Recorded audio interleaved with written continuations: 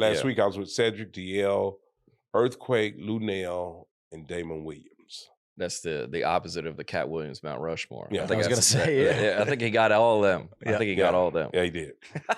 Everybody but DL. He said he loved DL. Did you watch that interview? I did, man. Were you thinking like, is he going to say my name next? Oh, if he did, it'd been some furniture movie. I don't know. I think he was telling the truth. I really do.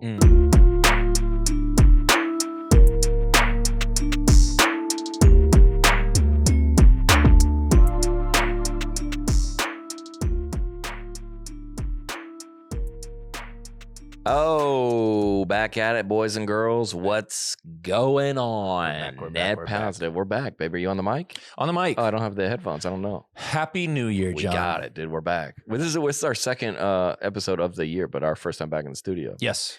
Oh, yeah, we made it. Did you make it through the holidays? Made it, man. Oh, yeah, dude. We had a good holiday. Same. Oh, yeah, I was all around, bro. Low key or what? I'm getting... whenever I'm getting done with touring, I'm like, dude, I can never do it again. And then I becomes about now, I'm like, oh, I got some things to say. You're just home for a couple weeks. I got so many dude, I wrote down we got a guest episode today, but I got so many things like, oh, dude, we got to talk about that on the pod. We got to talk about it on the pod. That notes app gets filled. It's a good outlet quick. for us. Yeah. I think it's a good outlet for a lot of people too. Because they see wild stuff and they send it in. Yeah. Also, I think I've seen a lot of, we don't have to get into this, but I've seen a lot less of the tipping.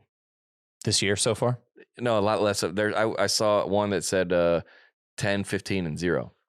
By default, good. there was a 0 on there. Good. I know. You're being the change you want to see in the world. Fantastic. Yes. That's our 2024, baby. We going to 2 weeks. We're going to North Charleston. I think it's just Charleston. Columbia, South Carolina, Wilmington. 3 shows in Nashville, Tennessee. February, 2 shows in Greenville, South Carolina. Knoxville, sold out. Huntsville, sold out. Amarillo. Wichita Falls, Lubbock, Munhall. That's right outside of Pittsburgh, sold out. Zanesville, Cleveland, March. We're going to Mobile, I believe, sold out. New Orleans, Houston, Royal Oak, Michigan, which is in Detroit, just added a second show. Fort Wayne, about to add a second show. Peoria, Buffalo, Toronto, Erie, Durham, Macon, Chattanooga. Then April, we're going to Rochester, St. Paul, Duluth, San Jose, Santa Rosa, Reading, Dayton, and Lexington. And we're adding some tour dates. We're adding a run, just because people always ask, we're adding a run around like Portland, Seattle. We're doing out there. Then we're doing like a Northeast, like a New York City type area. So we hitting the hot spots, baby. Nice, dude. We going out there, but if you run a business like we do, a new year is full of surprises, baby. One thing is predictable. Postage costs will go up again in 2024. Did you know that? I didn't know that. I didn't know that either. Wow. Stamps.com. Yeah. Gives you crazy discounts up to 89% off USPS and UPS services. So this is the biggest discount we've had on an ad so far. 89% is the most. That's the most. You're paying 11% is what that is. Yeah. That's great. I have a that's the way to go. Yeah, dude. Just stay home. 89% off. Fantastic. Yeah. I go into the post office. We have a dang it, I forgot to bring y'all's Christmas gift. That's okay. We'll be here next week. Okay, because people sent in some stuff for y'all. Oh, let's go. Yeah, so I go into the USPS. Everyone, the good people down there. Nice. But you can do it. You can do it by yourself. You can set up your own business. I'm trying to think of what kind of businesses people are having. Maybe like jewelry. I'm trying to think of like Etsy type stuff. I feel like that would be big. Lettering. Yeah. Let's custom see. Like calligraphy. Oh yeah, big in that game. Shoes. Maybe you can do shoes. Yep. Baked goods. Oh, baked goods. Yep. Yeah. I used to do my comedy specials with Stamps.com. Nice, dude. With Stamps.com, all you need is a computer and a printer, baby. Taking care of orders on the go is even easier with Stamps.com mobile app. Dude, they got it all. If you sell products online, Stamps.com seamlessly connects with every major marketplace and shopping cart. Unbelievable. 25 years. Yeah. Stamps.com has been indispensable for over 1 million businesses. 1 million. Keeping us going, baby. Take a chunk out of your mailing and shipping costs each year with Stamps.com. Sign up for the promo code NETPOSITIVE for a special offer that includes a 4-week trial plus free postage, free digital scale, no long-term commitments and contracts. Go to Stamps.com, click on the microphone in the top of the page and enter the code NETPOSITIVE. Speaking of NETPOSITIVE. Yeah, man. This episode. Yeah. Dude, this is probably the most nervous I ever been. Really? For let me see, who was I nervous for? I think we were nervous when Matt Rife came through, but just because we didn't know if it was going to happen. Right. Not because kind of on the fly. Yeah, not because we were just like, we knew like what that kind of meant. Yeah. But and he was doing a million shows while he was in town too. Yeah. So it was like, can he fit us in? And we were like, I was like, I don't know if he'll come. Yep. But I was kind of nervous to execute that, but not in terms of a guest that I've ever been like kind of starstruck for. Why was this one so nerve-wracking? Man, you know, like your favorite movie, I always tell people this, your favorite movie, your favorite band, your favorite song is from when you're like 10 to 14. Because that's when you first, like when I first saw like The Fugitive, dude, I was like, this has changed my life. Because I was at such an impressionable age. Right. Bruce, me and my best friend in 9th grade, he was hosting a show on BET called Comic View. And we would sneak down when as parents had gone to bed and watch this show. Wow. And we thought, it's one of those guys that like, we thought he was our best friend. Yeah. Because he would host the show and all these comics would come out and be like, man, this guy. That's crazy. Is hilarious. And I think in 20, not that I have resolutions. I don't like people like that. Well, I mean, that's fine. But I was like, I want to shoot. We always talk about shoot the shots. Just ask. Yeah. Ask me and I called up his agent or whatever. And I was like, hey, I told him that same story. And he was like, yeah, he'd love to come by. I think he had a great time too, man. Crazy. It was a fun talk. Oh, yeah. Just to see your life come like full circle like that. Like when I played golf with Toby Mac. Yep. I was like, dude, this is wild, dude. But I was like, it's just like now we're like kind of peers, I guess. But I was like, yeah, but I can't believe I'm here. Yeah. Yeah, that's kind of what this was like. Yeah, we told a little bit of that story. I think he enjoyed hearing it too. It was cool to get his reaction on it. Yeah. That's awesome. Yeah, about I mean, to see someone that's been in the comedy game for so long. Nuts. Yeah. A lot of funny stories. Yeah, y'all gonna love this episode. We'll get right into it. Ladies and gentlemen, Bruce. We're next to each other on the wall. Really? Did you know that, Alex? What? On which on the mural. I'm talking about on Zany's. yeah. Yeah, we're both on the same wall. He put me right in the middle, too. Yeah. He put me right in the middle. I've been dealing with Brian for 30 years plus. Yeah. He's a good dude. Great dude. He gets it, too. He gets it. It's not like, I don't have a clue. He gets it. He the first guy ever, when I started like popping, I took an offer from Zany's. Yeah. He called me and go, hey, we'll do this weekend, but don't ever take an offer like this again from my club. Like, this is a bad deal for you. Yeah. Which, like, he spoke against his own money. Should have made more money. Yeah. He goes, this 80-20 deal or whatever you're doing here, don't ever take one of these again. Well, I know when I first went to this club 30-some years ago, he paid me, and this is exactly what he said. He said, if you do not get paid like this, the clubs are screwing you. Just like that. Gosh, I'm like, dude. What? Yeah. So he said, listen, when you do another comedy club and you're not sure, call me. Yeah. He said, I will talk to the manager and make sure. And I'm like, whoa. And you've been coming ever since. Ever since, man. Ever since. I've been selling out this club. I have never ever been to that club and not sold every show out.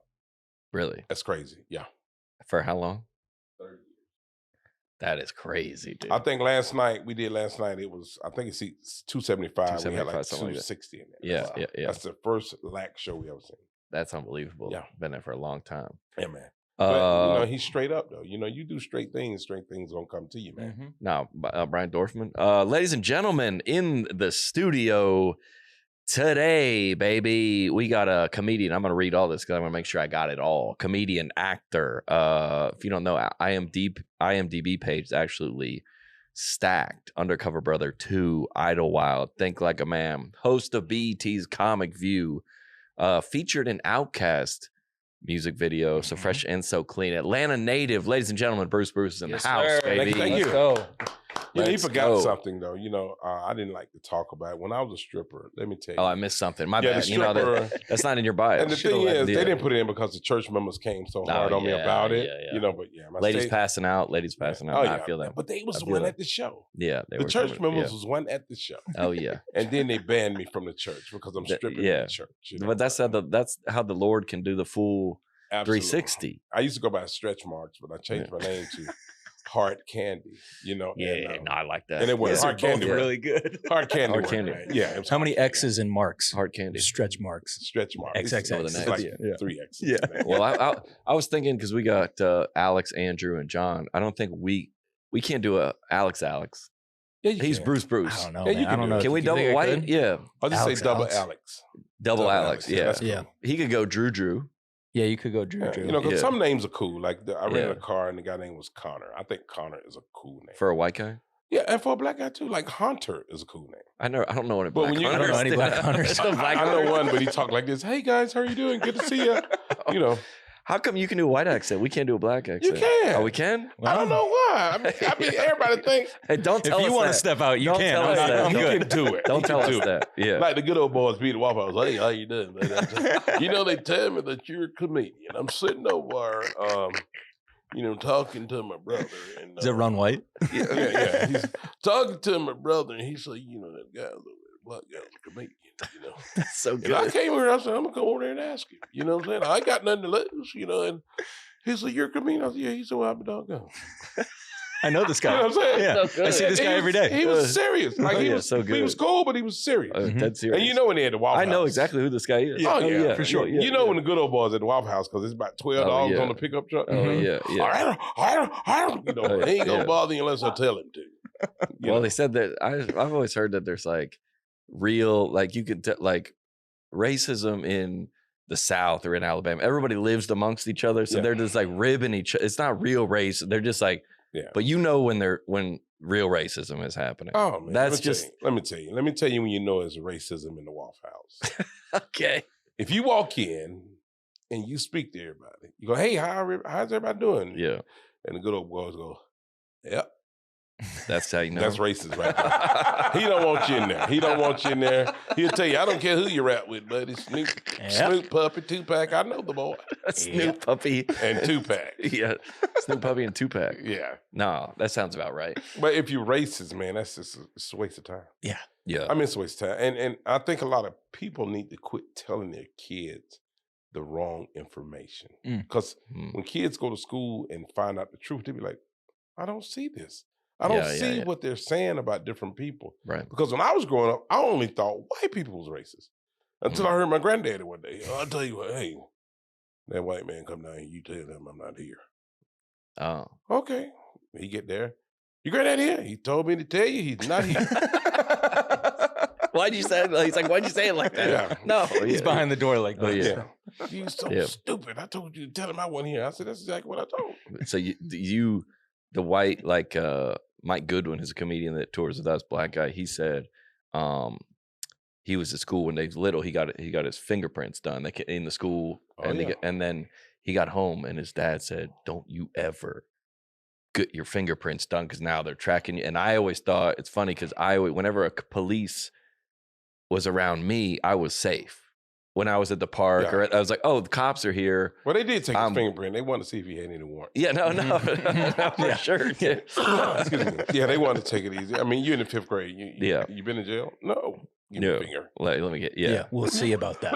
But I was always me. like you Give said, him that water right there. yeah. John? Yeah, but You when didn't they know. take your fingerprint now, they roll your finger. It's not like a fingerprint. It's Oh yeah, roll it over. yeah. I'm not saying it from experience, but look,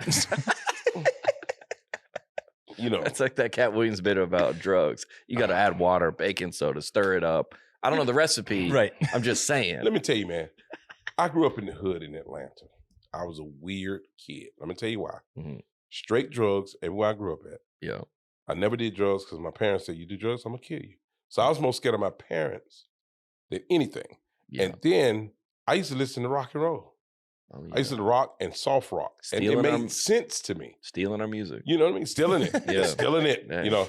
And then like, why are you listening? Because see, back in the day, we talking 71, 70, this before y'all time, Yeah. but you know, but we didn't know who were singing on the radio.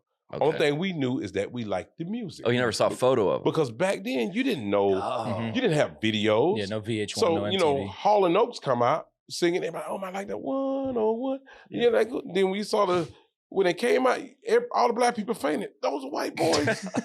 You know what I'm saying? Yeah, But yeah. the Oh, you didn't music know. was good. The music was good. The music was good. Yeah. Wild Cherry. Yeah. You know, we didn't know Wild Cherry was a white group. Yeah. You know what I'm saying? We knew Average White Band was because the name was Average White Band. Put it you in know, there. Yeah. but they didn't know music. They just knew good music. And back then, it wasn't a black station or white station. It was just a radio station. Mm. So they played everything. You say we have black and white stations now? Oh, yeah. Yeah, Oh, I'm just kidding. yeah, you know that. V103 still in Atlanta? Yes, it is. Where's it Oh, gonna go? yeah. But see, back in the day, DJs are so different now.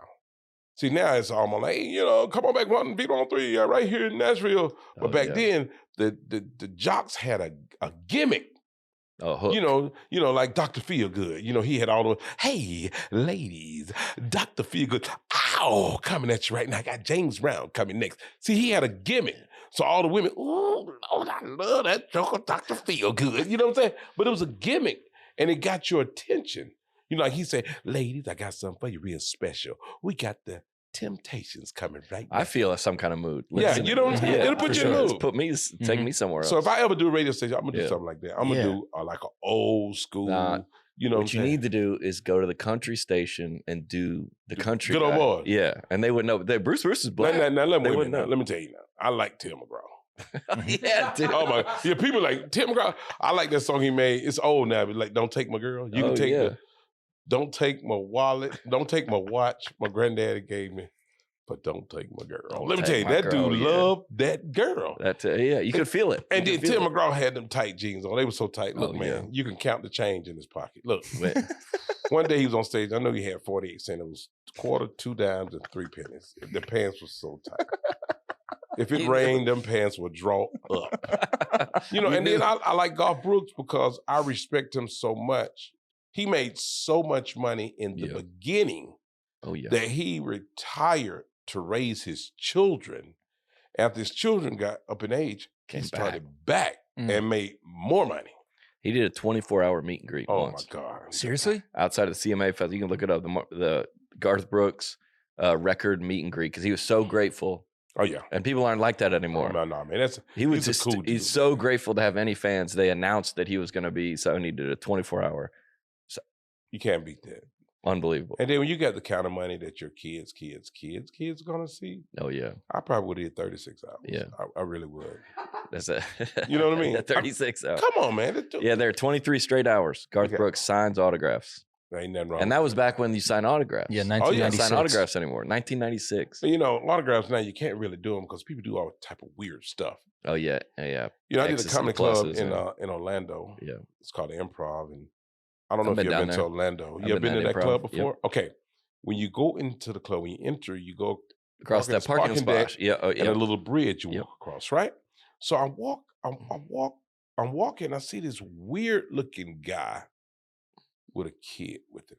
Kid about 11, maybe 10 or 11. Standing right by that Standing door. right by the door. Right by the on door. the left. So he goes like, hey, how you doing, sir? Is there any way we can get a picture? Hey, sounds like a white guy. Yep. Sounds like a white guy. Oh, yeah. He was lily white. Look. Yeah. Lily white. And he goes, I said, sure, you can get a picture. So you coming to the show? Like that. Then he kind of stares at me like, that's a no. You know what I'm saying? Yeah. So I take the picture, and I get ready to walk away. He said, can you sign these for me? He had about 50 pictures of me. Yeah. I've seen that. Yeah. I said, no, if you're not coming to the show, I can't do it. Oh, this is not for you. So I took a picture with you. I say, if you want me to sign those, come to my show. And I walked away. Dang. It's weird people out there, man. Oh, because they're trying to sell it or do something. Course, they're not trying. Yeah. They just took the picture with me, so now we look like we're buddies. Mm-hmm. Oh, yeah. You know what I'm saying? Yeah. He's probably at a rally, say, me and Bruce. Yeah. Then he was weird looking. I mean, and the kid was weird. I'm like, what is going on here? Yeah, that's a lot. Well, I feel we do that at the venues sometimes where they just look up the venues. They look up all the big venues and they know where the entrances are. I do. And they stand between, they know you're coming out. It's the show's over at 9:30. They know between 9:30 and 11. You're coming out. Yeah. And they'll usually stand. Yeah, and they're not what your fan would look like. Is that a good way to say it? That's it. Yeah. Weird. Yeah. I'm just gonna say weird. I got some weird fans. You know, I got some weird fans too. Oh, yeah. You know, and but to sign that picture, he's not gonna come to the show, but he wants your autograph on 50 different pictures. And it was pictures I never saw. I'm like, hey, where you get that? Yeah, this is a good photo. Yeah. There's like bushes in the way. Dude just did everything. Yeah. You think I got more black fans or you got more white fans? I think I got my wife fans. Nah, you're probably right. Yeah, No, I'm serious, probably, man. yeah. They like me too, man. It was like, oh yeah, like your show, buddy. That's how he has the voice. So I used to do He trucker. meets him all the time. I used to do trucker can't read, so they always say, "Look here, buddy, I'm lost as a hornet." I tell you what.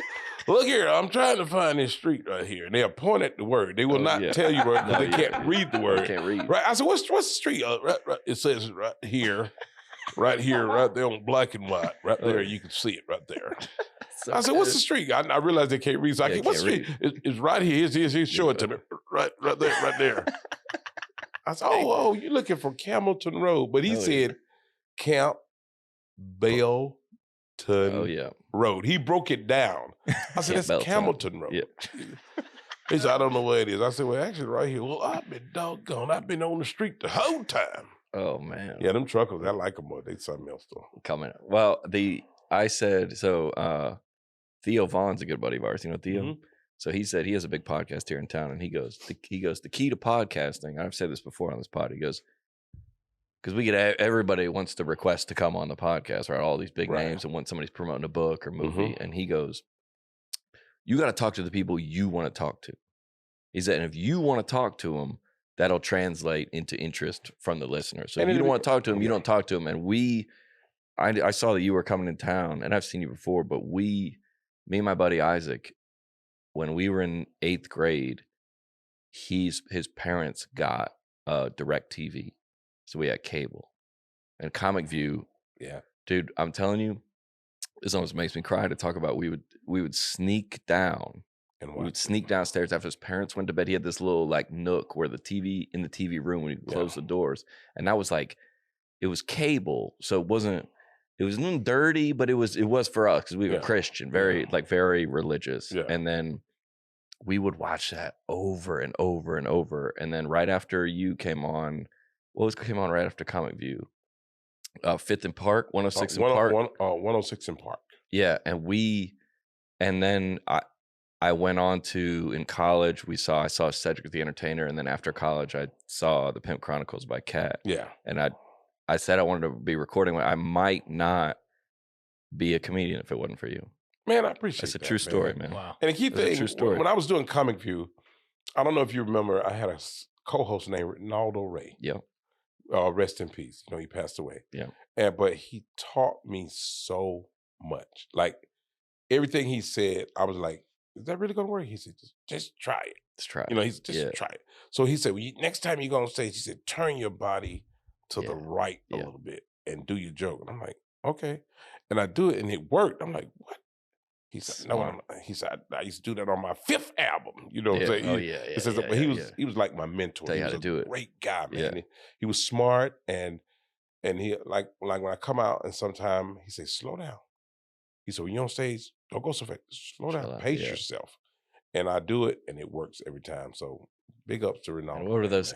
I remember when it was, how many comics were on the show? 6 or 7?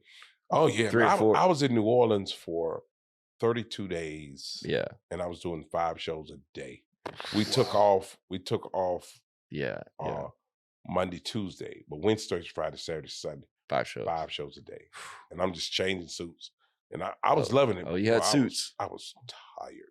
You know what I'm saying? Yeah. Luckily, the hotel was directly across the street. I got proposed to about 17 times. Oh, yeah. A day. Yeah. The girl's like, I want to marry you. That's different from the guy standing outside of the Improv. Oh, very much different. Very much different. Different. But I remember whenever a comic would not do great, he would crush them, dude. Oh yeah, he crushed them. I got to. We would always love watching the comics. We like to see the comics do well, but then when a comic didn't, I was like, Bruce gonna kill him, dude. He gonna kill him, dude. And he would come out and kill him. This is what comics make their mistakes. This is where they make their mistakes. They would write a joke, right? And then they'd cut to me and say, hey, I wrote this joke. I want you to hear it. I said, no, don't let me hear it. Yeah. Go on stage and do it. Oh, no. I think you'll feel better about it. Every single time when they tell me before they do it, they bomb. It's gonna bomb. They bomb every time. For sure. One dude was almost about to cry. I said, you might as well cry because you bomb.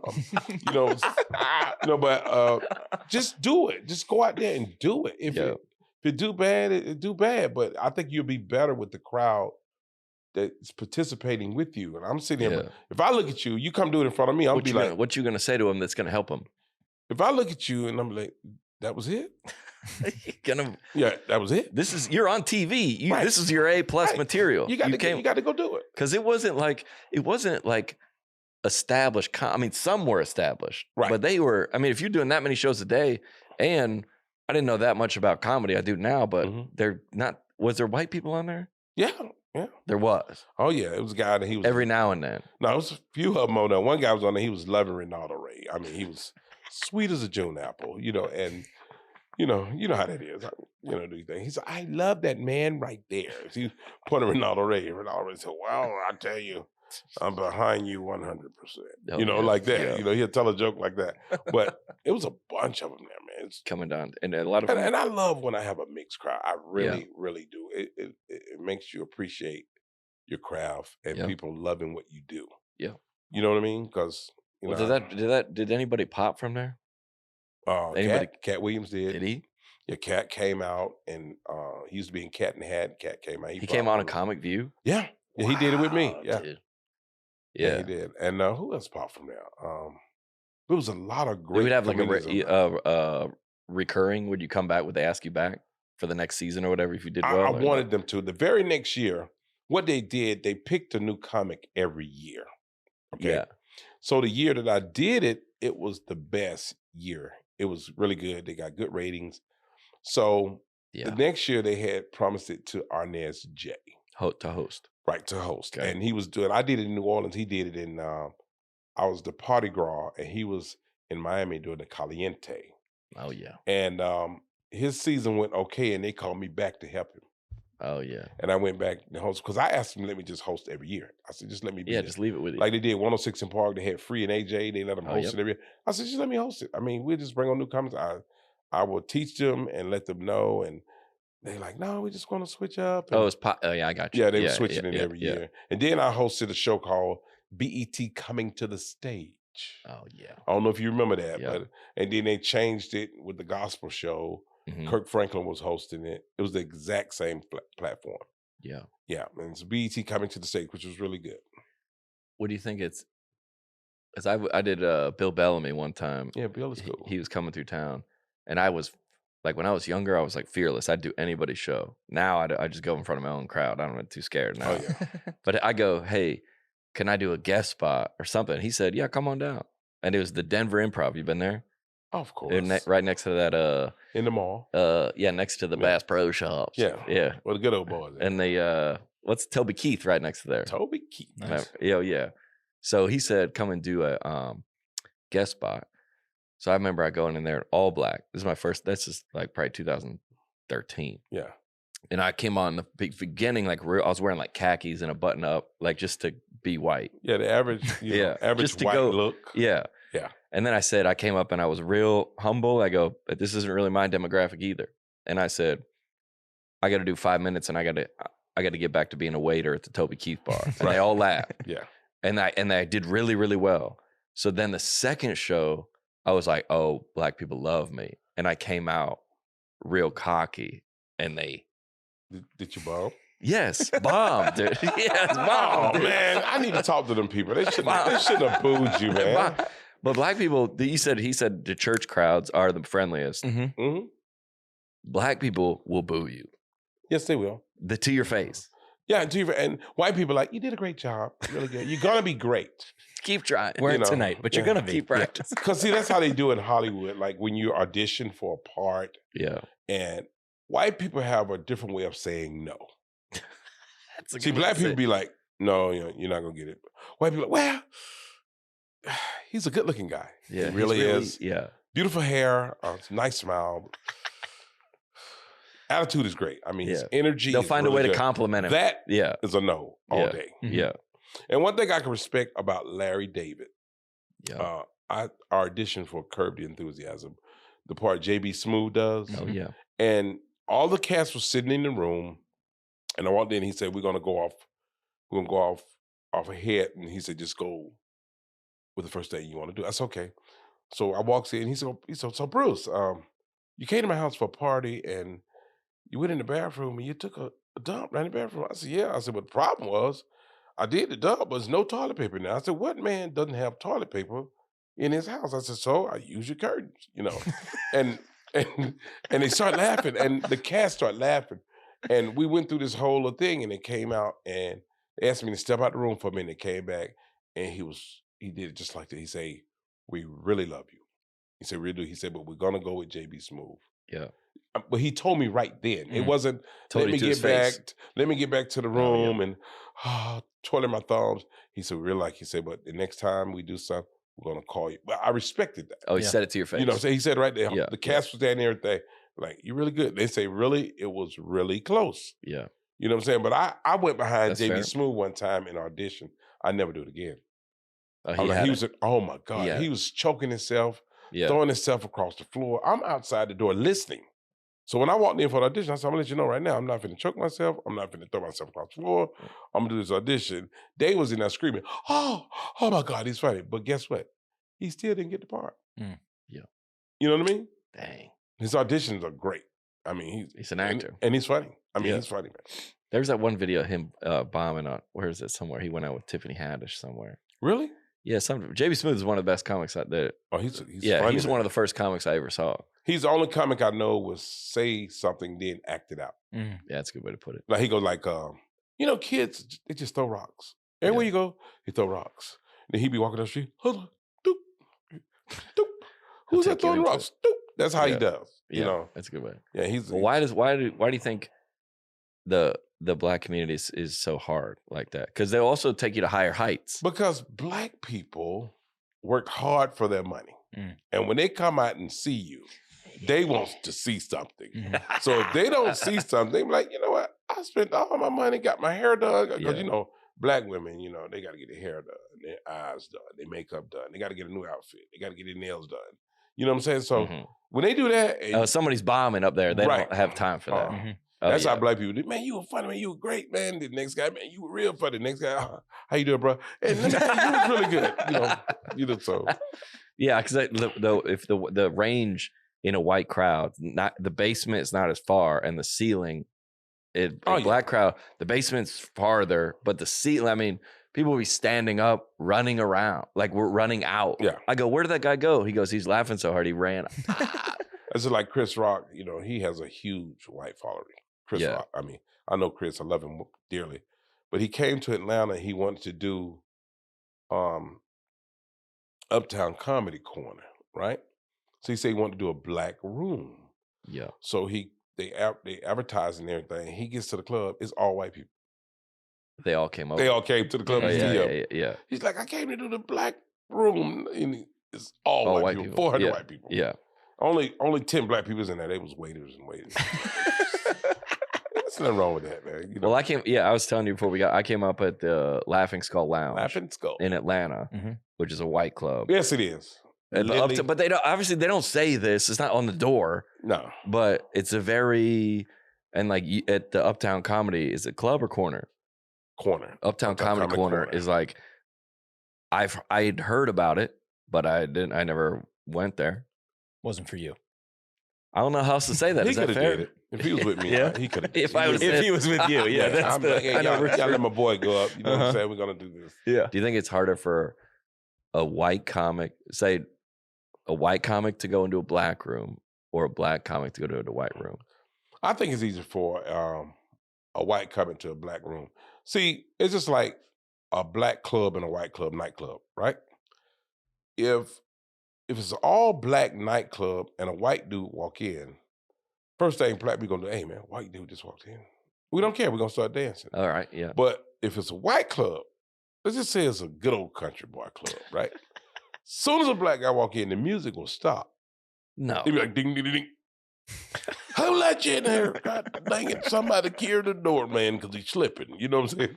So, you know, it's easier for a white person to go into a Black establishment. Yeah. But you go to the good old boys, and they like, oh, I guess you go that way. Who are you? Yeah. What do you want? Like, man, I'm just a beer man. I'm bringing beer. Just leave me alone. I'm gonna get out here. Yeah. I used to live with potato chips for Frito-Lay, right? I heard that on your story. I used to sell a bag and eat 3 bags. Let me tell you. And I'll never forget, I was in this part of Atlanta. It's called Marietta, Georgia. I know Marietta. And this is back in the 80s, man. And I was running a route for a guy. He was on vacation. right? I walks in the store and this guy looked me dead in my eye. He said, "How long you gonna be here?" I said, "What time do I need to leave?" Because I will make it very quick. Yeah. But I knew what he meant when he said that. Yeah. I said, give me about 20 minutes, I'll be out your hair. He said, all right. He meant that, but some people just like that. Man. Yeah. And what do you think if somebody has grown up, like the older generation has grown up experiencing all that, do you see kids these days, you're like, that's not real racism? Yeah, a lot of people don't know what it is. Like Lil Wayne said, he never experienced racism. And I can believe that. Mm-hmm. You know what I'm saying? But I have. Yeah. You know what I'm saying? That's real racism. Oh my goodness, man. Like, there used to be a guy in Atlanta named Jose Williams. I don't know if you remember him. He passed away, but he was a civil rights leader. You know, he was with Martin Luther King back in the day and John Lewis and Andrew Young. Sure. And he wanted to know why it wasn't any black policemen in Forsyth County.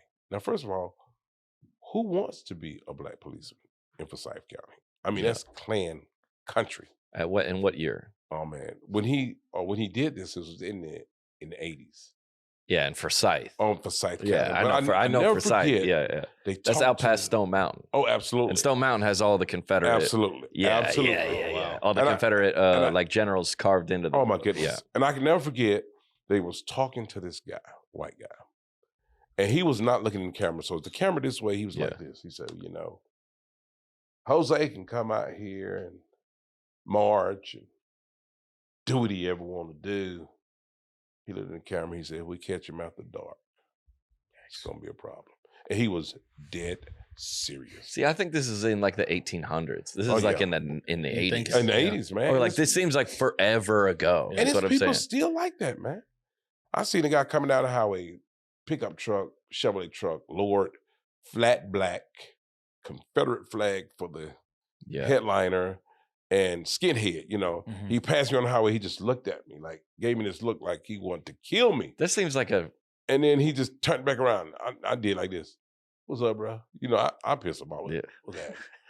He was like, just turned away. That does kind of sound like it, actually. Oh, yeah. But they, man, this is just the way they are, man. They can't help it. Yeah. But see, when I grew up, it wasn't allowed. I mean, my uncle used to say, people, you don't treat people like that. So we didn't go that route. Mm-hmm. You know, my oldest son, years ago, I used to be in the restaurant business. I had a manager. I was assistant manager. The manager, he dressed like the Oak Ridge boys, you know, hair dipped up, hairspray, you know, Members Only jacket, Jordan jeans, cowboy boots. Good dude. It's my man. I'm wearing one. So Members Only jacket, he had every color. Weird shot. I mean, from yellow to dark yellow to gold. Yeah. So he had a son that was the same age as my son. Right. And this is a white dude. So every Sunday we go play softball. So his son and my son always see each other. My son's name was Antoine. His name was Justin. He said, is Antoine going to be there? You know what I'm saying? They was the best of friends. So my point for saying this, they never saw color. They just saw that they was friends. Yep. So Justin get home and ask his dad, say, Antoine, can I ask you something about Antoine? He said, yeah, he's about 6 years old. He said, is that my cousin? Because he didn't know. He just knew he got along. And his dad said, no, it's not your cousin. Yeah. That's your soul brother. Oh, yeah. And they've been cool ever since. Yeah. No, that's what it should be. Yeah, to teach, you'd have to teach racism. Oh, you better believe it. Yeah, man. that's what we talked about. Some, otherwise, you wouldn't. Yeah. Oh man, you better believe them good old boys. I tell you what, you know, I don't care nothing about neither one of them. I don't care nothing about 2 or 3. But I tell you what, they come over here, it's gonna be a problem. And they mean that. Yeah. But that's passed down. That's like passed down to them. Oh yeah. Whoever taught them that, and they're like, yeah. And that's why back in the day, when your grandfather, this is in a black family, the grandfather was mean as a snake because he took so much crap at work off of people. Oh, yeah. When he get home, he's almost growling. In that time, I was so scared of my granddad. Ain't no dude. Oh my God, this dude 6'5", super black. Yeah, I mean black. But let me tell you what's crazy. He had royal blue eyes. Oh yeah. He was a weird looking dude, but he did not play the radio. No. Oh my God. And then, you know, black men back then, they had 4 or 5 families. They didn't want nobody to know that. But when he died, we found out. Kids came from everywhere. That's my dad. That's my dad. What? 15 extra kids? What did they You could do that before social media. Oh my goodness. Oh yeah. It'd be in different neighborhoods. My God. Yeah. Social media. The lady that he's having these kids by was like 2 blocks away. That's so crazy. You can never do Isn't that. that crazy? I can't even imagine thinking about that. You know, man, it's different in other countries. You know, like Africans, they have 4 and 5 wives. I had an African lady ask me, she said, "You think your wife will let you have another wife?"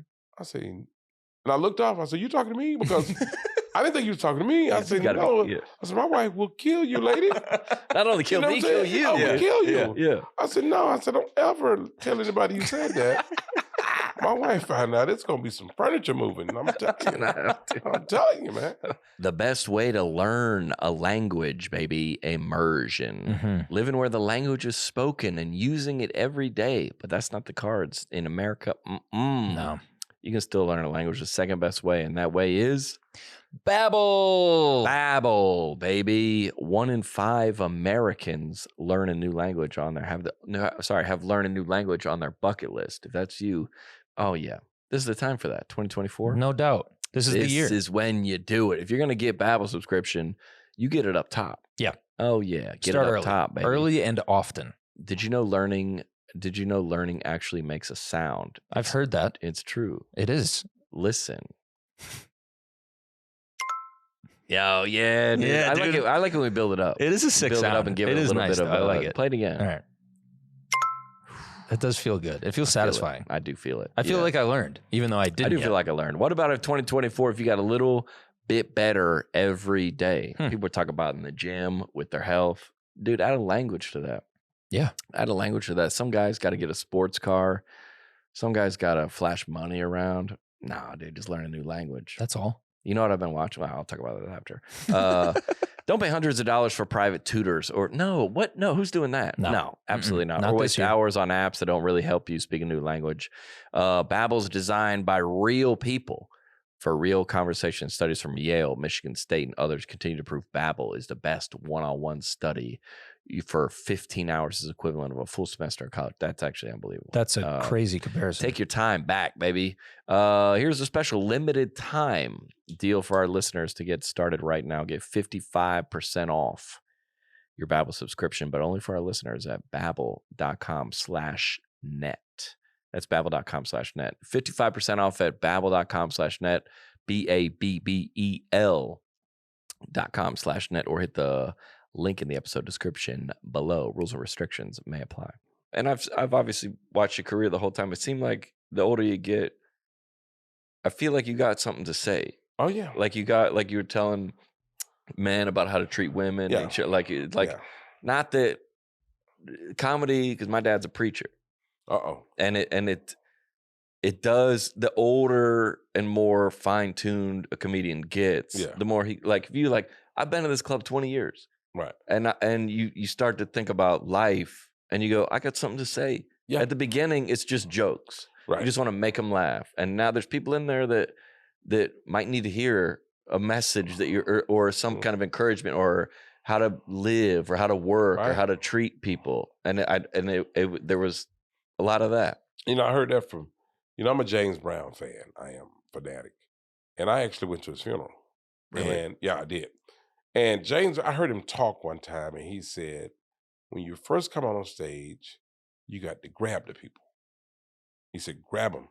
Yep. He said, once you grab them, then you can do whatever you want to do.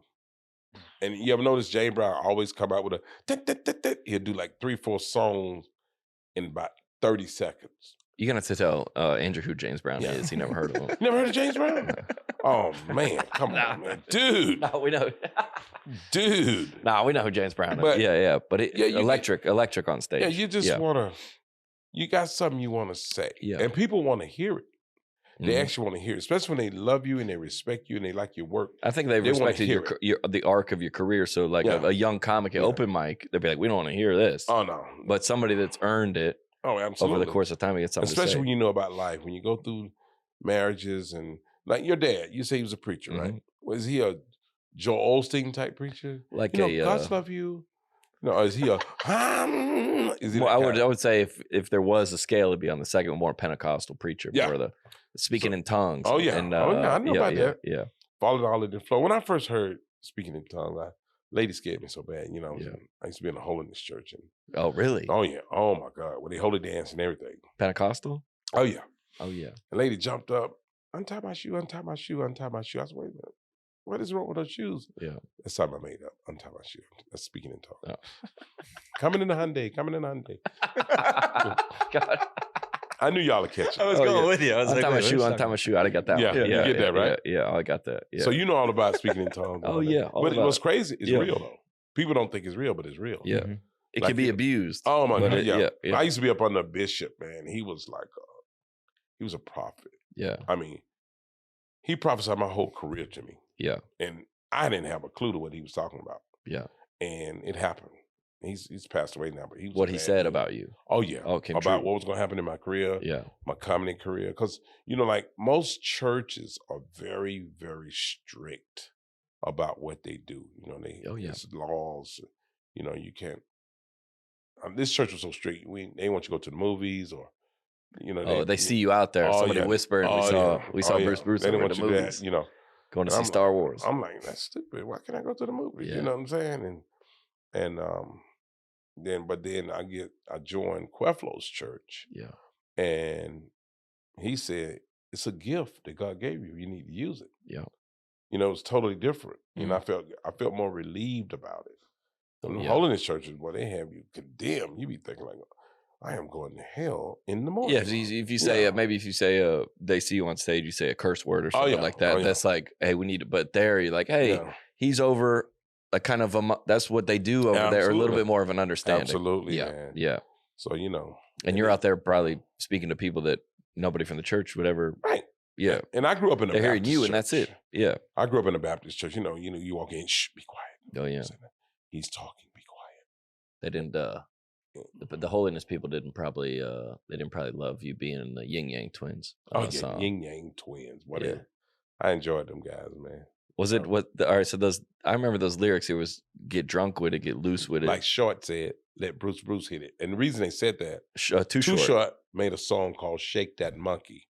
I know and that in song. the song, Yep. he say, "All the skinny girls let Bruce hit it." Yeah. And then Yin Yang Twins came back with Lil Jon and say, "Get crunk with it, get loose with it." Like Short said, let Bruce hit it. Oh, so that was a callback exactly from another song. Do you know that's coming? Did you know it was coming out, or did you hear it for the first time? Oh no, we just like that in Atlanta. Yeah. We just show love, and wow, so show love. Like our Outkast video. I've been knowing them when they started. I remember when they started, and I never forget. They called me to do So Fresh and So Clean video.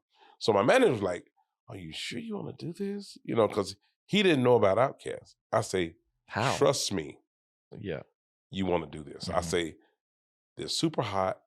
They're gonna show it on TV every day for the next 6 months, like 52 times a day." I said, "Trust me." And I turned the money down. They tried to give me money. I think it was like 10 grand. I said, no, because they were my boys. I mean, I was like their big brother. I said, I want them out. I said, give it to somebody else that can use it. I said, but I just want to be in the video. Wow. And when I swear, wow. When I did the video, they called me for the movie The Wash.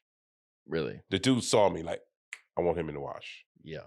See, it's just other things happen. A lot of times it's not about money. It's just about loving what you do. That's amazing. You know what I mean? It's like loving what you do. And Outkast, they called me for another movie, Idlewild. You remember Idlewild? Yep. I was in there with Patti LaBelle. Then they called me for another movie called Who's Your Caddy? Yep. I was the bookie on the golf course. So they called me for everything. Yeah. You know, so, you know, it goes to next phases. So a lot of people don't get it, though. Everybody's always about the money. Let me give me the money, the money's gonna come. If you love what you do and you enjoy what you do, trust me, the money will. And follow. if I mean, I see that all the time. Where we had a comedian who said, "You come and do a guest spot on our show." A comedian that I really liked. Yeah, and he come and do a guest spot on the show, and we do big theater. Mm-hmm. Comes do 5 minutes, and he goes, "I'm gonna do a merch pitch." I go, "Well, you can, but that's probably the end." But he want to do a merch pitch on your show for his merch. No. Yeah, if Outkast would have called you and your first question was how much, they go, right, never mind, because that's what, you know what I'm saying. Exactly, like you're not here but if you've been at Zanies for 20 years, we made money. We've been All making right, money. come on. We're not here to. We're not. And I could tell you've been in there for however long, and you walked down on stage last night like as just like you did on Comic View. Yeah. Happy, thrilled. Oh yeah. Where else you want to be? And I never forget when Adam, my manager, he said, "She want to do this video?" I said, "Yeah, I want to do it." And then after everything happened, he said, "I would have never believed it." Because yeah. I mean, my ticket sales went up. Everything just went up. Oh yeah. It was just cool, and they're still good guys. I still see them all the time now. They're older, but they're still good guys. Oh yeah. Yeah. What is it? What do you think? I always wondered this. So Lavelle come through. Lavelle Crawford. Yeah, and we were in there. It's a difference between a white and a black crowd too. A white crowd. I mean, I'm backstage at my show. Yeah. And I'm getting DMs. Hey, it said it started at 7. It's 7:05. Where are you at? And Lavelle will be. You already know where this question's going. He'd be because I know Dorfman. And he goes, he's in the bath, and the show starts at 7. It's 7, and the feature act is just going like, and the late show starts an hour and a half late. Is that a cultural? My crowd would be boycotting. Oh man, I don't. They would have nothing to do with that. I don't play that. It's You got come to on start time. It got to go on time. There's no reason. It's some clubs that I stopped doing because they do that. Yeah. Now I have it in my contract. The show must start on time. Has to. Have to. Yeah. If not, we're going to penalize you. You. The club. Oh yeah. We're gonna. Yeah. And I have them now. Hey, 5 minutes. We need to start the show. Get on there because they know. So that's not a black-white thing. That's just a preference of different comics. Yeah. And a lot of clubs used to do it back in the day, try to milk the crowd for more food, drinks. Yeah. And then the guy go up there after the host. Everybody get there. You got a host and a feature and a headliner. And then the host come back up after the headliner and do 30 more minutes because they just trying to get more money. Mm-hmm. Oh, for the food and drink. And they're splitting that. I can't believe you get DMs from people at 7:05. That's crazy. Oh, I do. Where we had a babysitter, and now I'm doing a white guy in my own accent. Yeah. I heard we have a babysitter. That sounds right though. Hey, dude, I got to be at work in the morning. Come on, man. Come on, man. Yeah. Well, it is funny that because during we're just obsessed with telling jokes, and I've heard the same thing about Jerry Seinfeld. He said he was sitting on the back deck. And he made his buddy laugh. And he goes, I just want to do this for the rest of my life. And then money came and all the other stuff came. But like he was just obsessed with doing it. And when COVID happened, me, Nate Bargatze, some of the other comics in town, we were doing shows in parking lot. I did too. We just like to do it. You enjoy what you're doing. That's it. You enjoy what you're doing. But when I worked a couple of jobs for a long time, I didn't know what I wanted to do. I just knew that I was funny. And I was working in a restaurant. It's a quick story. And I was assistant manager. I was young. I was about 19 years old, 20. And I hired this black guy. And I'm in the kitchen. I'm clowning. We having fun in the kitchen. Because I always like to be in there with my employees, just having fun. I don't want nobody mad or anything. So the black guy I hired used to watch me. He says, and he said, let me ask you something. I said, what is it? He said, you ever been on stage? I said, no. He said, you need to go on stage. I said, how do you know that? He said, trust me when I tell you. He said, I'm going to bring you something tomorrow. Wow. He comes back the next day with an album, just like on your wall. Yep. It was him. He was a comedian. Really? He was a comedian. He had went in the Navy. He retired for the Navy. He worked for the company before. It was a barbecue restaurant. He said, the only thing, he was an alcoholic. And he said, trust me when I tell you, you got it. I never forget he told me that. Wow. So the album was him. It was hilarious. It was his album. It was his album. He was on the front of the cover. Wow. Yeah. He said I used to be on and off the plane all the time. And he wrote my first set for me. Yeah, helped you with it. Yeah. But I was young, man. I was married at 20 years old. Yeah. And I had to make more money for my family. So I quit the restaurant business, started working for Frito-Lay potato chip. I thought it was more money. Yeah. And I went on that job and went through, a bunch of crap. But he wrote this joke. He wrote one joke about a preacher couldn't read. And he had a midget up on the pulpit reading for him. As one does. You know what I'm saying? As one does. Sure. Yeah, Yeah. And it was funny. It was hilarious. But he's passed away now. He died at the age of 89. I think at the time when he was working for me, he was like 59. Yeah. You know, and but his real name was Willie Dismuke. And his stage name was Reverend Mule. And he was a duet with another guy. It was Reverend Mule and Dr. Arrowhead. And on the front of the album, the guy Arrowhead was in a catcher's position with a catcher's mitt on. Yeah. And he was standing there at bat, like he batting, but he had a tree in his hand, a whole tree. Okay. And the name of the album was called So You Want to Know Baseball. All right. And it was hilarious. It was hilarious. It's a different era. He called me out, man. He called me out. He said, you need to go. You know, I had a wife who was super crazy, just really crazy. So now you got a different one. Yeah. Okay. Yeah. Because I know how that works. If you don't say the current one's crazy. And she's super crazy too. Yeah. But the thing is, different kind. See, we didn't know back then when people act crazy, we didn't know anything about the word bipolar. Oh yeah. Oh my God. Triple bipolar. Oh yeah. Yeah. Tripolar. Yeah. Oh yeah. And he used to tell me, he said, I don't know if you're gonna be able to make it with her. Yeah. He used to say that. To you. This is a guy you hired? Yeah. This is a little hired him, man. He was a bad dude, man. And there was a reason why I hired him, because he kind of pushed me on my way. Yeah. But then when I went to Frito-Lay, I never should have went to Frito-Lay. Yeah. And I used to act so crazy in the kitchen. My waitress was like, Bruce, you're so funny, so funny. And I just never took it serious. I didn't know. Yeah. But then the first time I went on, when I started working for Frito-Lay, they hired a guy to do a show for us. I can't think of his name, but he used to dress up like a priest and had a flask. You know who I'm talking about? White comic? Yeah. And I never forget, I asked him. He's an old comic now. Not Ron White. No, not Ron White. This dude dressed up like a priest with the long robe. Oh yeah. Black robe with the collar, the Pope hat. You know what I'm talking about. I know who you're talking about. Yeah. And I never forget, I asked him, I said, can I ask you something? Because, I was doing stand-up. I was doing amateur night. Yeah. I said, can I ask you how much they paid you, if you don't mind? He said, if you don't tell anybody, they gave me 30 grand. I'm like, what? You know what I'm saying? Like, this is back. This is 87. That's a change your life. That's crazy. You made more money than that in a year. Oh my God. At Frito-Lay. He said 30. You made more money. And I never forget, Jay Leno did a commercial for Frito-Lay with Doritos. You probably don't remember this. He's like, you ever had a bag of Doritos? And he did this commercial. And I went up to him. I said, man, I'm an inspired comedian. I want to do comedy. He said, what are you waiting on? I never forget he said that. And I said, well, I see you at the top. And I'm just talking. And I go, I established myself, and I was a stand-up comic.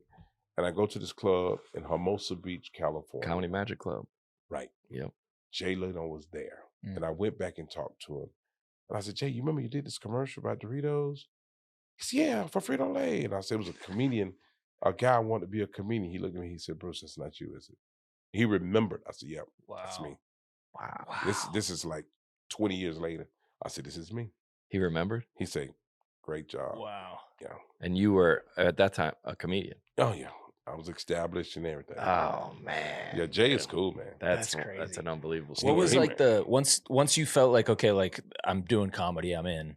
What was the goal for you? Where, like, was it, I want to get into movies as well? Did that just come as part of it? I didn't even think about movies. Okay. I was just really wanted to do stand-up, and I was married at the time, and my ex-wife said, you'd never make it. And I'm like, really? I'll see you on TV. Yeah. You know what I'm saying? And that'll and motivate you. That put a lot of fuel on the fire. When she said that, I'm like, you crazy. And I never forget when I went on stage for the first time.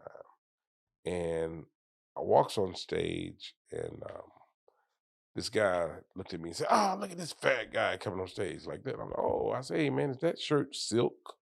Or you iron it too much? Which one is it?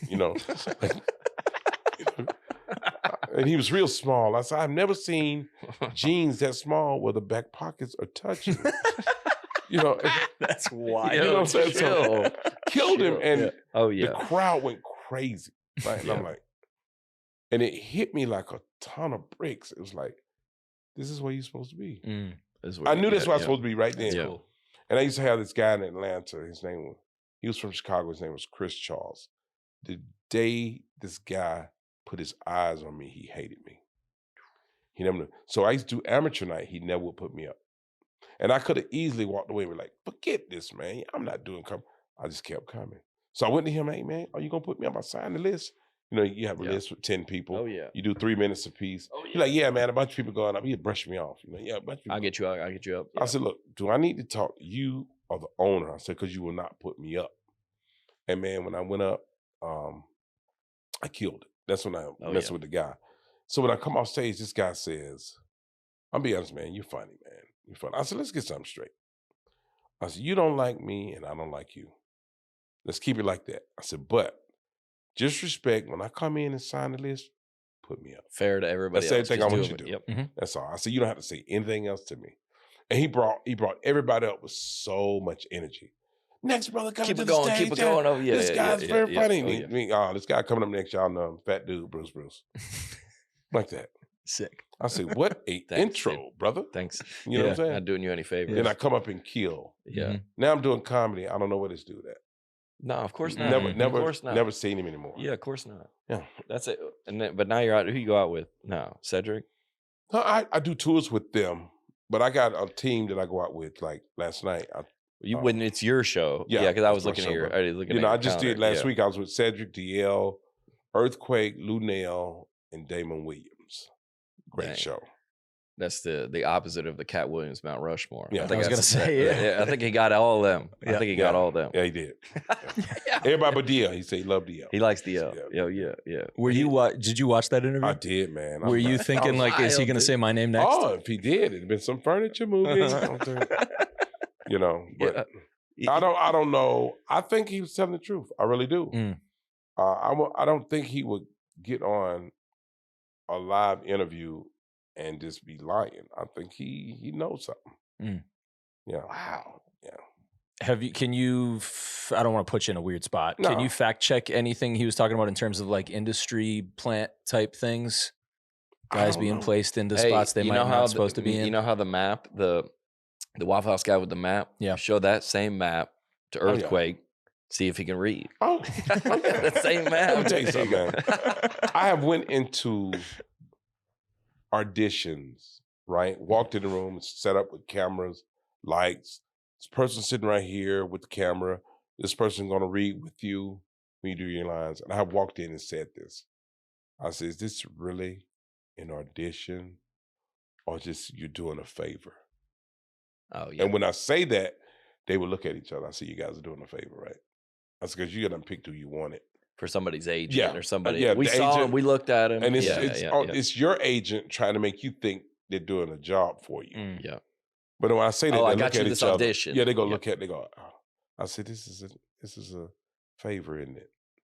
And one lady say, yeah, we're already going to pick somebody for the part. I said, take care. So. They got who they want. Yeah. Like to answer your question, they know who they want to be next. You know what I'm saying? And you might as well just get used to it. The only thing I can do is just keep working on the road, making money, taking care of my family, and having a good time. Mm-hmm. Is there a bunch of like, I'm trying to think if there's this way in the comedy community, is there a bunch of people choosing sides or no? Is it that for the podcast, people don't like each other? Oh, yeah. All that kind of stuff? Oh, yeah, man. It's all the time. Yeah. But when it's business. I mean, just do the part. I remember same thing with Shay Shay Show, the podcast. My manager said, are you sure you want to do this podcast? I said, of course. I said, it's really hot. It's doing good. Let's do it. And then when I did it, everybody said, I saw you on Shay Shay. You're great. Yeah. I saw you on Shay Shay. So. I mean, everybody's talking about that Cat Pod. Oh, yeah. You talked about it at the show last night. One day, he got 14 million views. That's crazy. 14 million. That is the clips are everywhere right now. Well, somebody told me, my buddy Shama, he goes, dude, check this. And in the first 90 seconds, he's saying names. He derailed the interview. Immediately. He was like, I have some things I want to run through first. He just ran through. And then he told Shannon, hey, you let them come on your show. And Shannon like, hey, I didn't have nothing to do with that, you know. Shannon asked him a question, and he said, you should have asked Cedric that. Yeah. And he was like, oh, yeah. But I feel like, thing. I feel like, I was like, maybe he's saying that because he's buddies with all these guys and he's roasting them. And then I was like, oh, no, he doesn't. This doesn't seem like he's buddies with him. When he said Diddy likes to party and you have to tell him no, it's like, oh my goodness. Boy, chill, dude. And I had my son-in-law to call me. Have you seen this podcast? I said, no, I'm going to send it to you, right? I'm going to send you the whole clip. Yeah. And he sent it to me, and I was like, whoa, what is going on? Mhm. So, I mean, I don't know if I had like, I mean, I listened and I kind of like wanted to be more like take more shots. I was like inspired to like, oh, I'm gonna tell the truth, but I'm not. I'm not. me neither. No, I'm not gonna do it. I'd be like, It also sounds like he just has ammo. Like I think he's got an arsenal of tales that he he's could like tell. Rambo with the bullets all Yes. across. Yes. He could just every But time I mean, he says something. that man, I mean, he has a laundry list of movies that he's been in, but that guy's been doing arenas since 2008. Mm-hmm. I mean, and That's the selling, most and money. selling them out. That's the most money. Mm-hmm. And selling them out. It's not a joke. He said to mean- be qualified, it needs to be 10 mil Yeah, it did. to be qualified to like consider. Oh man, he made a lot of money. Mm-hmm. A lot of And money. still is. I still is. And still is. People still love Katt. Yeah. And I love him. Yeah. You know, there's few comedians I like. Tony Roberts is one. You ever heard of Tony Roberts? His energy is really good, but he will say some stuff that you never heard. Like, he told me that I heard him say on stage, he was dating this girl and her breath was so bad, her breath smelled like a horse's hiccups. So I'm like, how did you think of that? A horse's hiccups. That's and it great. caught me off guard and I started laughing because he's funny. He's real energy on stage. He moves around a lot and he's extremely funny. Yeah, I like Tony Roberts. I really do. That's a Like good Mike call. Epps. Yep. Epps. I like Epps, yeah. Oh, Arnaz is still out there. Oh yeah, man, doing his Yeah. thing. Been doing it. Yeah. You know, That's Arnaz was a crazy. Harlem Globetrotter. Did you know that? No. dude. He was. He was. What? Harlem- Yeah, back in the day, he was a Harlem Globetrotter. Arnaz J. Yeah. Wow. Yeah, little bitty Wow. dude doing his thing. Well, it's interesting because Zanies is it's not any kind of club. It's just No. a club. Like Yeah. in Denver, you have Comedy Works and you have the Improv. Comedy Works White Club, at least Comedy Works South. I did that before. Yeah, the Improv is an urban club, and that's Yeah. two people that don't know comedy. That's probably most cities. Atlanta, I said I came with the Laughing Skull, which is a white. Now it's not on the door again, but it's like that line outside of Zanies. You know who's in there based on the line. That's right. Yeah, because sometimes you get one of those YouTubers. Oh yeah. They're real young. They're Yeah. real, and then you got there's an urban comic. It's Yeah. black line, all black, all the way around. Yeah, because you know, like when you said something about Comedy Works, Yeah, I used to do that club. yeah. I never did the mainstream club. I did the one downtown in Denver. In the basement. Right. And when I Oh, started doing the improv, she like, if he do the improv, he could never come back to the Comedy Works. Wow. And she banned me from it. But I love Comedy Works. I did. But what I had to look at was the longevity. Yep. You know, the improv has 100 improvs. So Oh yeah. I got to do that in order to stay in all the improvs. And she was a great lady. Her name was Wendy. She's a great lady. But Wendy Curtis. Yeah. Yep. If he did that club, he's never coming back here. Yeah. And she told the truth. She sounded angry. Yeah. Wendy Curtis, same thing with Brian Dorfman. She I'll never forget, it was $250 to headline, like an off night headline. Mhm. Remember that? Like you couldn't sell any tickets. That will give you 200, like a local headliner. Yeah. And I remember I had just started, like viral videos just started kind of popping for me. And I sold it out. Wow. And that's like a 300 seat room. And she brought me a check for $5,000. She goes, "This for you." Didn't have to. And she goes, we all know the numbers here. I said I'd pay you $250. That would be, I've been working at that club for years for free. Right. She goes, in a way like you're going to be a nod. You're going to be doing comedy a long time, and I want you to come back to my club. Mhm. Yeah. And that was, a check with a comma. You remember the first time you got a check with a comma? Oh in it? yeah. It was, oh man. From work, from comedy. Yeah, I've seen From some comedy. big checks before. Yeah. All right, really Bruce, have. we get it. I have Let's seen- make sure we get that on the I have record. seen big We get it, checks Bruce. for A couple comments. Yeah. comedy clubs. Yeah. You know, I mean, one night I had a one-nighter in Chicago. It was New Year's Eve. And I had the same night, I had another show in Memphis, Tennessee. Now, we tried to cancel one, but neither promoter wanted to cancel. So the shows at different times. So I did the show in Chicago, got on a private jet, flew to Memphis, did the show there. Oh yeah. And Wow. That's that the PJ jet money. I think the jet cost me like $7,000 to do that. But I made $100,000 that night. Mm-hmm. Worth it. That's when I stopped stripping. I said, Yeah, hey, this might. I make good money stripping, but this. This might do it. Yeah, this might do it. Well, what is? And you talked a little bit about this last night. What do you think is the biggest problem kind of plaguing the genre of stand-up comedy these days? Well, internet have took it to a whole different level. I mean, but the problem with internet comedians, I love them, and I want them to make it. Explain what you mean by internet comedian.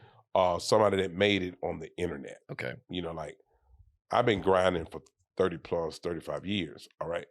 But when you do your act on the internet or, social media, make sure you have more than what you're showing on the social media. Yeah. More than the 5 minutes. Like 5 minutes, you can be hilarious. Yeah.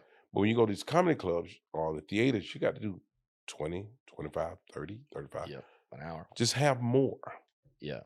I have no problem with. I love them. Like the 85 South show. I've been schooling those guys, and they listen and they be doing their thing. Now the funny they got, the funny is good, but I've been schooling them on keeping their business straight. Make sure that you have an accountant.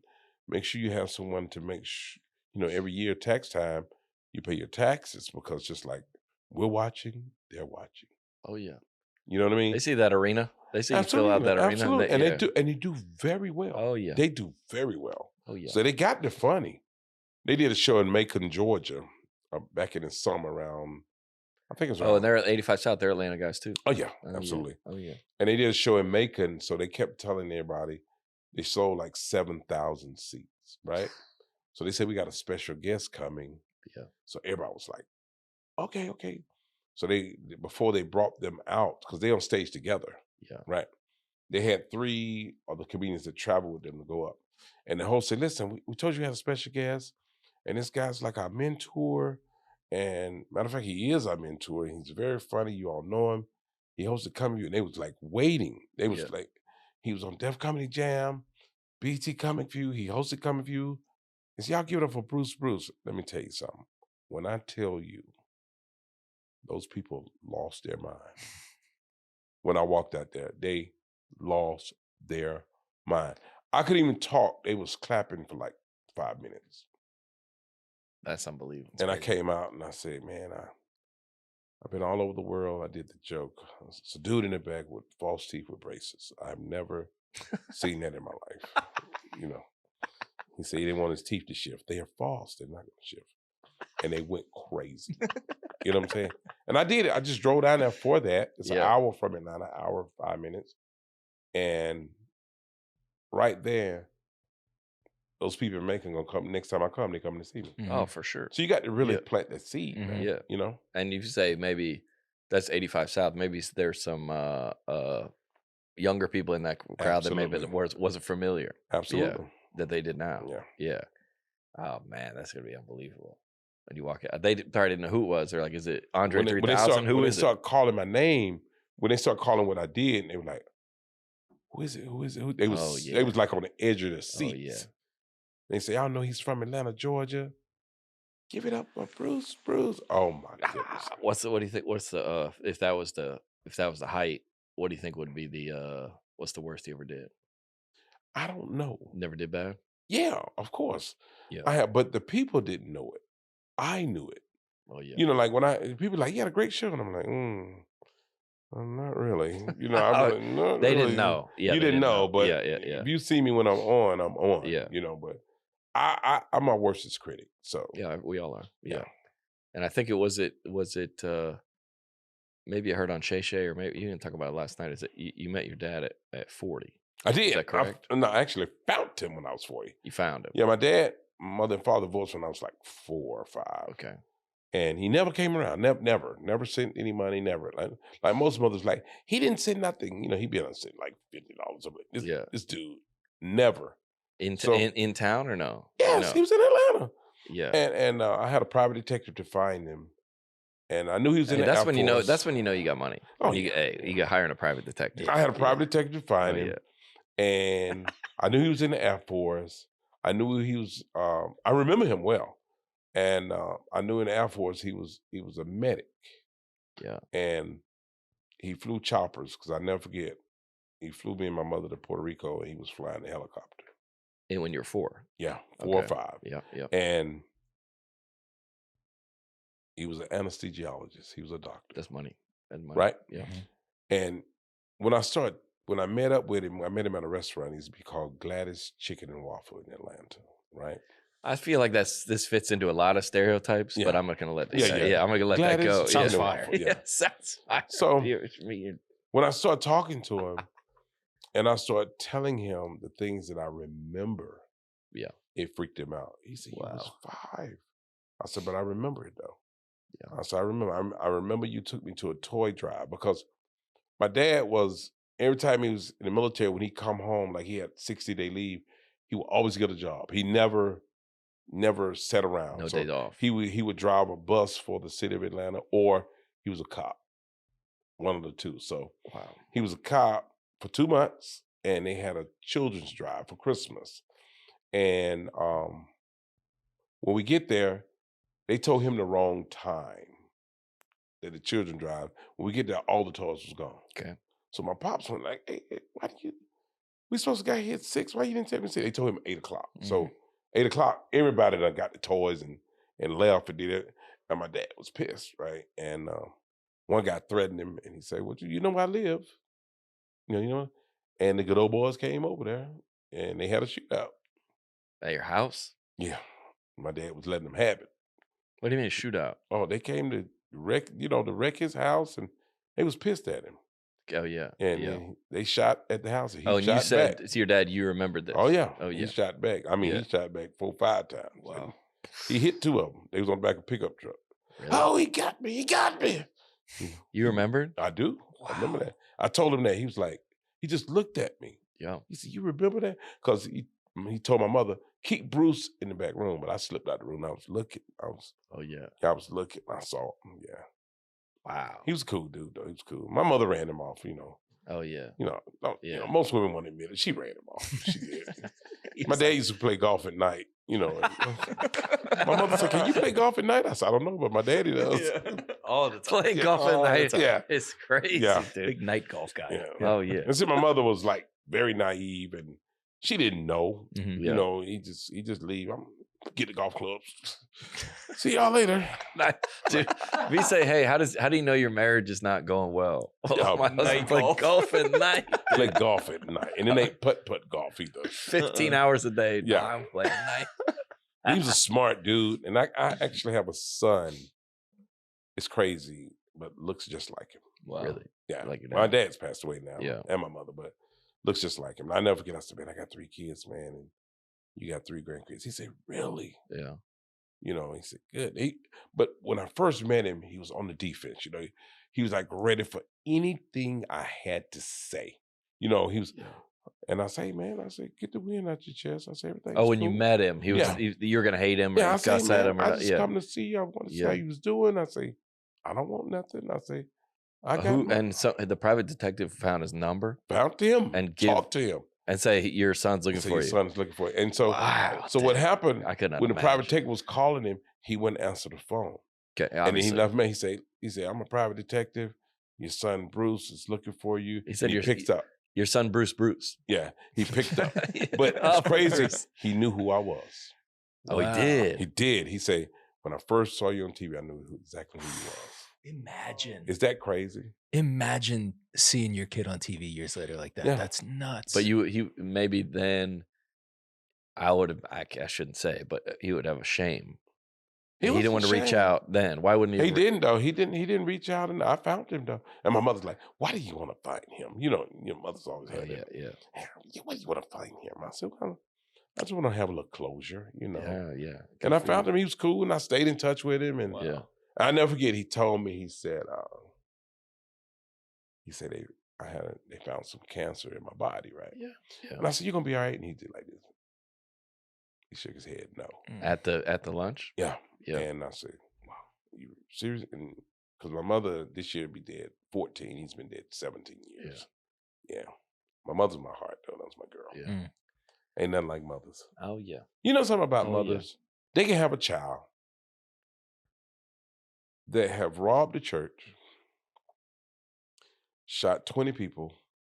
No matter what kind of trouble he in, that mother's going to be right there with him. Mm-hmm. Yep. He's wrong on every level it is, but she's going to be right there. Never turn it back on. Never. Yeah. Never. What's your relationship with the Lord like now? Oh, these man, I'm days? straight, man. Creflo got you. Let me tell you something. bro. Let me tell you something. Most comedians, before a show, they have to drink, Yeah. smoke. I do none of that. Yeah. I pray a lot. I pray a lot. Yeah. I say a prayer. I say it early in the morning. I say it in the middle of the day. I say it before the show, and I'm good. You said last night you did some prayer and maybe some chicken wings. Chicken wings. And don't give me 10. I mean, 10 is for the 10 is for the baby. You know what I'm saying? 10's for the baby. 10's the appetizer. Yeah. We start with 10. But hey, listen, we'll end on this. But I from Shay Shay, I heard, and I never heard this before, and I've been in the comedy club, black, white, everybody for a long time. He said, I'm gonna tell this to y'all for the first time. Black people, you're gonna be surprised when you hear this, only use French dressing. Yeah, That's it.